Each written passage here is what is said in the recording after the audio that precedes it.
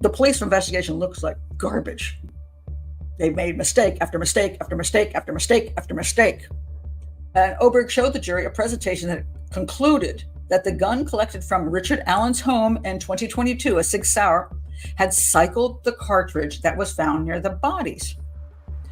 She compared tool marks from the unspent cartridge and a test cartridge, saying several marks were in sufficient agreement. Oh, Lord. Okay. Several marks were in sufficient agreement. Well, several marks, not every mark, just several marks. And if guns are manufactured, could there be several marks on another gun that was similar, that would have the same marks? Because it wasn't fired, so the marks were very faint. This is not real solid.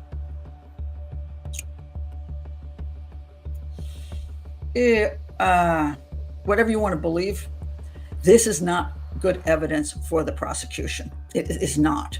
It's not strong enough that you can conclude absolutely that this came from his gun. That's not what was said, and that's problematic, because the only physical evidence linking Allen to the scene is that one bullet, and if that one bullet isn't strong enough evidence, there is zero linking him to the scene, and that's a problem. So the first part is that information is evidence-wise, it's not good.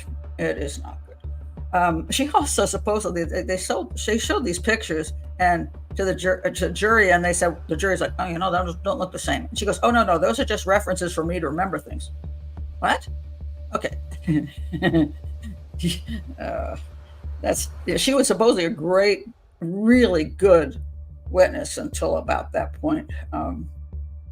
So I'm going to say the defense came out on the winning end on that. This spent bullet is this bullet that was there at the scene is not great evidence. So they ended up with pretty much no evidence except that bullet, which cannot be linked to him. It can be thought to be his, and I can understand why Bridge Guy would have dropped it there, shall we say, fell, but I can't prove it's Allen's, and I don't think the prosecution did that either. This shows you how bad the investigation was. Baldwin asked Holman if he knew about the hair found in Abby's hand that wasn't fully DNA tested until last week. Holman responded that timing and resources needed to be used in other areas.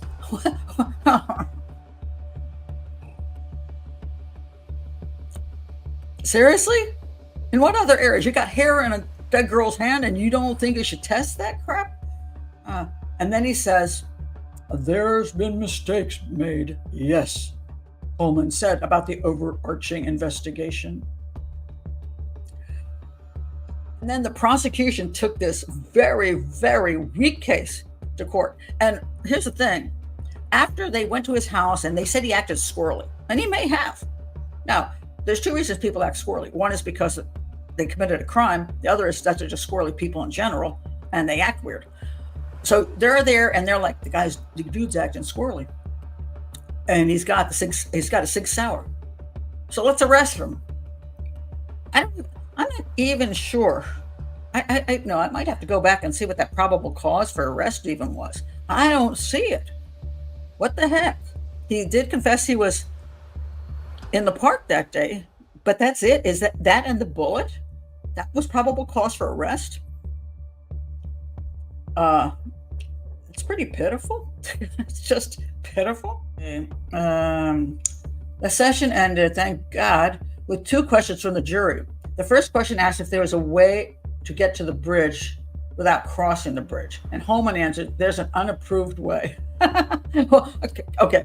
There's a cemetery very close by, and you can walk straight from the cemetery to the beginning of the bridge where the girls were killed. An unapproved way. Okay. The bullet comes from a gun that could be like the gun that he has, but it doesn't prove it was actually cycled through his gun. Therefore, you cannot say his ammo was at the scene. You cannot say that. So now what do you have? The only actual evidence they have is that he was in the area around the time the girls were killed. That's it. He was in the park looking at fish around the time the girls were killed. That is not enough. I would at least hope not, even if I think that he might be the guy. If I were on a jury, I would not convict him on that. I think you got to be kidding me. I can't convict this guy, even if I don't like him, even if I think he's creepy, even if I think he might be bridge guy. The problem is the might be. I don't see there's any proof that he is bridge guy or that he killed the girls. There's no proof as of yet. Now, next week is coming along, and I think that's going to be, I assume the prosecution's got to roll out those supposed 60 confessions.